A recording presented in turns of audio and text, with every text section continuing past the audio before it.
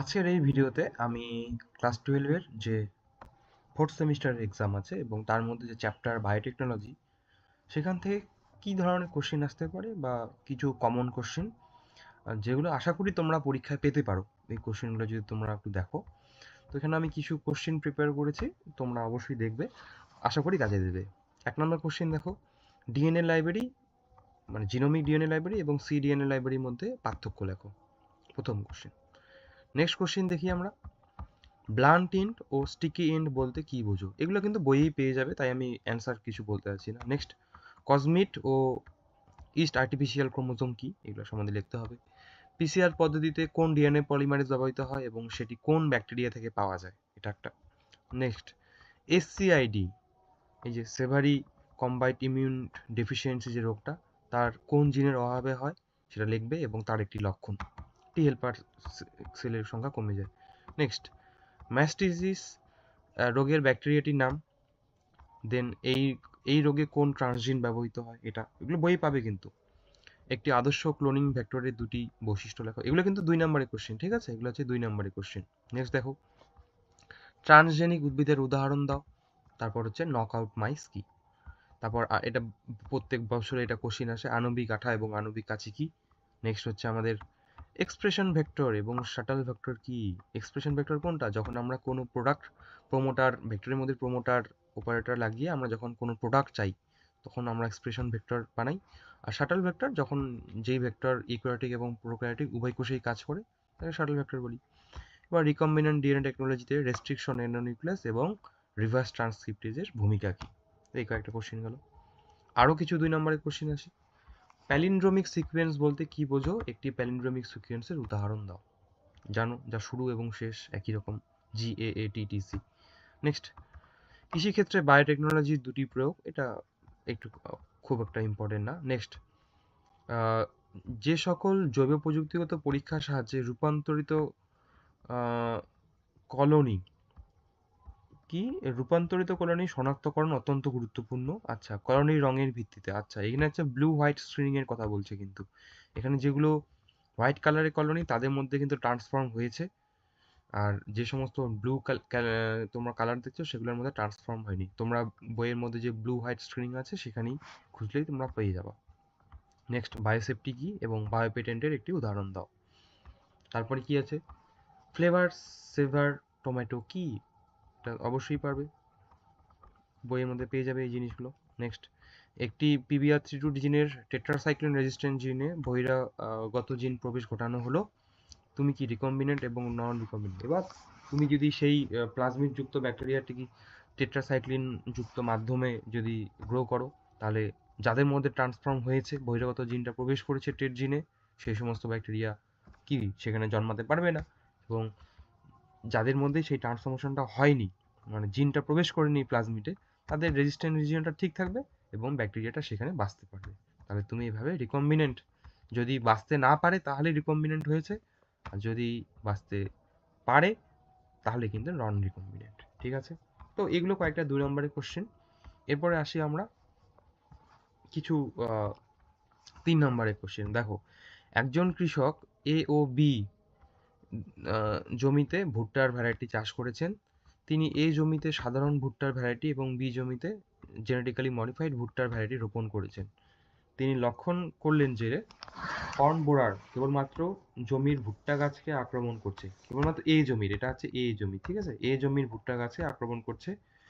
এর প্রতিরোধের জন্য তিনি এ জমিতে বিটি রেণু ছড়িয়ে দিলেন।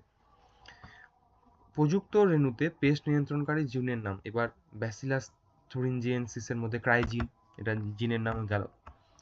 এবার বিটি রেণু পতঙ্গের পেস্টের উপর কি। এবার তোমরা জানো বিটি রেণু যখন পতঙ্গ মানে বিটি সেই ক্রাইজিন যদি পতঙ্গের পেটে প্রবেশ করে, বিশেষ করে ক্ষুদ্রান্তে, তাহলে কি হবে, ওই তার যে খাদ্যনালী আছে পতঙ্গের, অ্যালকালাইন পিএইচের প্রভাবে ক্রাই প্রোটিনটা সক্রিয় হবে এবং পতঙ্গের পেটের মধ্যে ছিদ্র পড়বে, ঠিক আছে।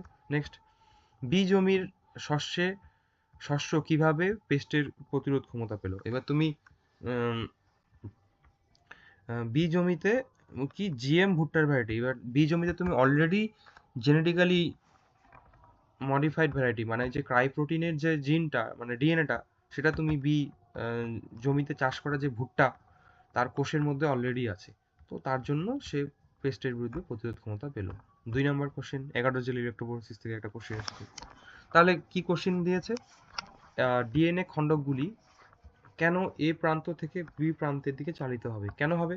কারণ এই দিকে আছে আমাদের কি নেগেটিভ কারেন্ট, আর বি দিকে আছে আমাদের পজিটিভ ইলেকট্রোড দেওয়া আছে, আর ডিএনএ কি নেগেটিভ, তাহলে ডিএনএ গুলো আমাদের যখনই আমরা কারেন্ট চালু করব এ থেকে বি প্রান্তের দিকে যাবে। নেক্সট, যে মাধ্যমে ডিএনএ গুলি, তার নাম হচ্ছে এগারোস জেল। নেক্সট, কিভাবে ডিএনএ পৃথক পৃথক খণ্ডগুলি দেখা যাবে? এবার আমরা জানি যে ছোট ডিএনএ ফ্র্যাগমেন্টগুলো বি প্রান্তের দিকে বেশি দূর যাবে এবং যেগুলো বড় সেগুলো কাছাকাছি থাকবে, তাই তো? বড়গুলো আমাদের এই কাছাকাছি অংশের দিকেই থাকবে, আর যেগুলো ছোট প্রান্ত ওগুলো একদম শেষের দিকে পাবো। এবং তুমি ইটিবিআর, ইথিওডিয়াম ব্রোমাইড দিয়ে তুমি সেই কি ওই ফ্র্যাগমেন্টগুলোকে চিনতে পারবে। ঠিক আছে? ইটিবিআর ল্যাপটপে লেখা খুব মুশকিল। নেক্সট, এখানে PBr322 ছবি দেওয়া আছে এবং দেখো কোশ্চেনটা কি বলেছে।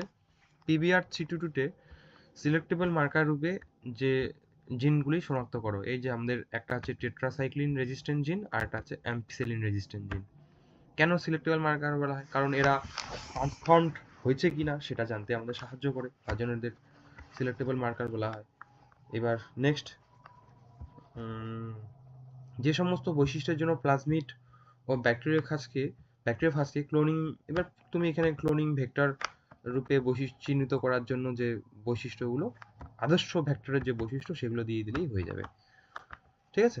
বইয়ের মধ্যে পেয়ে যাবে, এগুলো আমি এক্সপ্লেন করতে যাচ্ছি না। নেক্সট, 4 নম্বরের কোশ্চেন, তুমি প্লাজমিডের একটি জিনকে সংযুক্ত করে রিকম্বিনেন্ট ডিএনএ অণু তৈরি করলে। ভুলবশত তোমার বন্ধু রিকম্বিনেন্ট ডিএনএ সমন্বিত টেস্ট টিউবে এক্সোনিউক্লিয়াস যোগ করে ফেলেছে। এখন তুমি ট্রান্সফর্ম করতে চাইলে কি ঘটনা ঘটবে? এবার প্লাজমিড ধরো এটা, এবার আমাদের এক্সোনিউক্লিয়াস ডিএনএর শেষ প্রান্তে কাটে এবং তার জন্য কিন্তু একটা ফ্রি এন্ড দরকার, কিন্তু প্লাজমিডের মধ্যে কোনো ফ্রি এন্ড আছে? নাই। তাহলে এখানে কোনো রকম ট্রান্সফরমেশনের উপর কোনো রকম সমস্যা হবে না। ইকো আর1 কি? একটা রেস্ট্রিকশন এন্ডোনিউক্লিয়াস, যেটা ইস্টেরিকিয়া কোলাইয়ের R1 স্ট্রেইন থেকে প্রাপ্ত। এটি এক্সোনিউক্লিয়াস, তাহলে ইকো আর1 হচ্ছে একটা এন্ডোনিউক্লিয়াস যেটা ডিএনএ কে মাঝখানে কাটে, আর এটা এক্সোনিউক্লিয়াস তো শেষের দিকে কাটে। নেক্সট, রেস্ট্রিকশন এন্ডোনিউক্লিয়াস বহিরাগত ডিএনএ কে ধ্বংস করলো। কারণ নিজস্ব ডিএনএ কেন করে না? কারণ নিজস্ব ডিএনএ কে মধ্যে সে মিথাইল গ্রুপ অ্যাড করে রাখে, তার জন্য, মানে কোথায় অ্যাড করে রাখে? তার যে রেস্ট্রিকশন সাইটের যে অ্যাডিনিন গুলো আছে সেখানে মিথাইল গ্রুপ অ্যাড থাকে নিজের ডিএনএ, তার জন্য সে নিজের ডিএনএ কে কাটতে পারে না, কিন্তু বহিরাগত ডিএনএ কাটতে পারে। জেনেটিক ইঞ্জিনিয়ারিং এর ধাপ তুমি বইয়ে পেয়ে যাবা।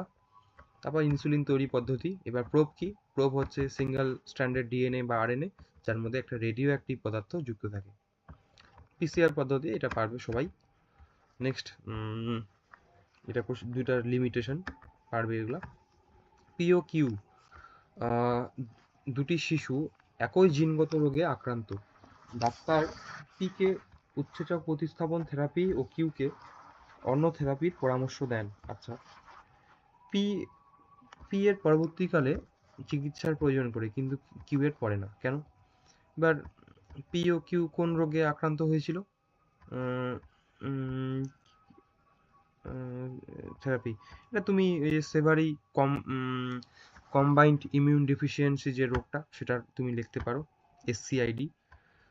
তারপর হচ্ছে পি এর ক্ষেত্রে কেন চিকিৎসার প্রয়োজন হয়েছিল পুনরায়? কারণ যে টি সেলগুলোর মধ্যে তুমি জিন থেরাপির মাধ্যমে যে ইনসার্ট করলা, সেই টি সেলগুলোতে একটা লাইফ টাইম আছে, একটা সময় পরে তো সেই টি সেলগুলো মারা যাবে, তার জন্য পি এর ক্ষেত্রে চিকিৎসার প্রয়োজন হয়েছে। কিউ এর ক্ষেত্রেও কেন হয়নি? কারণ এক্ষেত্রে আমরা স্টেম সেলগুলোর মধ্যেই আমরা সেই ঠিক জিনটা প্রবেশ করিয়েছি, আর স্টেম সেল তো আমাদের বোন ম্যারোতে যদি তুমি প্রতিস্থাপন করো তাহলে সেই কোষগুলো থেকে লং টাইম ধরে তোমার নতুন কোষ তৈরি হবে এবং প্রত্যেকটা কোষের মধ্যে সেই আমাদের জিনটা থাকবে, মানে ভালো জিনটা থাকবে, তার জন্য কিউ এর কোনো রকম চিকিৎসার প্রয়োজন হয়নি। তাহলে এই কয়েকটা কোশ্চিন গেল। এবার তোমরা জানো আমাদের যে পর্ষদ থেকে কিন্তু বিভিন্ন কোশ্চিন দিচ্ছে তাদের ইউটিউব চ্যানেলে, তার থেকে কিছু আমি কোশ্চিন এখানে করে নিয়েছি। দেখো, বায়োটেকনোলজির সংজ্ঞা according to EFB, cloning vector বলতে কি বোঝো, উদাহরণ দাও। মলিকুলার সিজার, মলিকুলার আঠা। তারপর পিসিআর পদ্ধতিতে ডিনেচারেশন বাদ দিলে কি হবে? PBR322 কি? জিন থেরাপিতে বায়োটেকনোলজির ভূমিকা। নকআউট মাইস কি? দেখো আমি যেগুলো কোশ্চেন নিয়েছি, এই কোশ্চেনগুলো আমি কিন্তু এই পরীক্ষাটা যেগুলো দেখালাম ওগুলো কিন্তু অনেক আগে নিয়েছি আমি। নেক্সট, রিকম্বিনেন্ট ডিএনএ টেকনোলজির রেস্ট্রিকশন জেনেটিক্সের ভূমিকা। বায়োপাইরেসি আর বায়োপ্রোটিন কি? জেল ইলেকট্রোফোরেসিসের ভূমিকা তোমরা এখানে দেখে নিতে পারো। কম্পিটেন্ট সেল তৈরি করতে CSCL2 এর ভূমিকা। যে একটি জিনকে ক্লোন করার জন্য সিলেক্টেবল মার্কার নেই, পরবর্তীতে কি সমস্যা হতে পারে। তারপরে কেউ রিকম্বিনেন্ট ব্যাকটেরিয়া কালচার করছে, সেখানে অ্যান্টিবায়োটিক যোগ করতে ভুলে গেছে, তাহলে অন্যান্য ব্যাকটেরিয়ার গ্রোথ হবে, যেগুলো ট্রান্সফর্মড, আমাদের দরকারই নেই যেই ব্যাকটেরিয়াগুলো। এখানে তোমরা পড়ে নিও, লেখা আছে। একটি উদ্ভিদ কোষে বহিরাগত জিন অ্যাগ্রোব্যাকটেরিয়ান টুমিফেসিয়ান্স নেই, এটা ভালো করে পড়বে। নেক্সট, জৈব প্রযুক্তিতে ইনসুলিনের ভূমিকা, এটা দেখতে পারো ভালো করে। তারপর এই কোশ্চেনটা দেখো, অজয় একজন বায়োটেকনোলজি ছাত্র, শিক্ষক তাকে কম্পিটেন্ট কোষ বানাতে বলেছে, কিন্তু সরাসরি ডিএনএ প্রভেদ ভেদ করে না। কেন? কেন ক্যালসিয়াম ক্লোরাইড আমাদের কম্পিটেন্ট সেল তৈরি করার জন্য ব্যবহৃত হয়? লেখা আছে কারণ। ডিএনএ মেডিটেড জিন ট্রান্সফারের জন্য কী কী পদ্ধতি ব্যবহার করা হয়, যে লেখা আছে। সঠিক তাপমাত্রা কেন প্রয়োজন হয়, আদারওয়াইজ স্পোর্ট তৈরি হবে না, লেখা আছে, দেখে নাও, এগুলো স্ক্রিনশট নিয়ে নিও। তারপর গরু ও শুকরের আগ্নাশয়ে আমরা ইনসুলিনগুলো অ্যালার্জিক রিয়েকশন দেখা যেত, কিন্তু বর্তমানে আমরা যে ইনসুলিন তৈরি করি তার মধ্যে অ্যালার্জি রিয়েকশন দেখা যায় না। এটা দেখবে এগুলা। প্রো ইনসুলিন আর ম্যাচিউর ইনসুলিনের মধ্যে সি পেপটাইড থাকে না, আর প্রো ইনসুলিনের মধ্যে সি পেপটাইড থাকে। তারপর PBR322 এগুলো নিয়ে আমরা আলোচনা করলাম আগেই, 18 নম্বর কোশ্চেনটা নিয়ে, তোমরা দেখে নিও কোশ্চেনগুলো।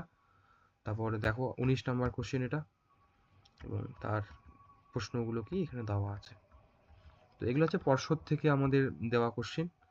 20 নম্বর কোশ্চেন দেখো, এটা PCR সম্বন্ধে, প্যালিন্ড্রোমিক সিকোয়েন্স, এগুলো কিন্তু আমার কোশ্চেনও ছিল, সেই কোশ্চেনগুলো কিন্তু আমি আগে পরীক্ষা নিয়েছি, দেখো ওই কোশ্চেনগুলোও তুমি এখানে পাচ্ছ। তাহলে দেখো এই কোশ্চেনগুলো যদি তুমি প্রিপেয়ার করে রাখো, আমি এতটুকু বলতে পারি যে তুমি এখান থেকে 90% কমন পেয়ে যাবে, এতটুকু গ্যারান্টি দিতে পারি যে 90% কমন। বায়োটেকনোলজি যে 12 নাম্বার আছে, 12 না 13 মনে হয়, সেখান থেকে তুমি এই যতগুলো কোশ্চেন দেখালাম তুমি যদি পড়ে যাও, তুমি 90% কমন পেয়ে যাবে। তো যারা ভিডিওটা যদি ভালো লাগে থাকে, অবশ্যই চ্যানেলটি সাবস্ক্রাইব করে রাখবে এভাবে চ্যাপ্টার ওয়াইজ কমন পাওয়ার জন্য। Thank you.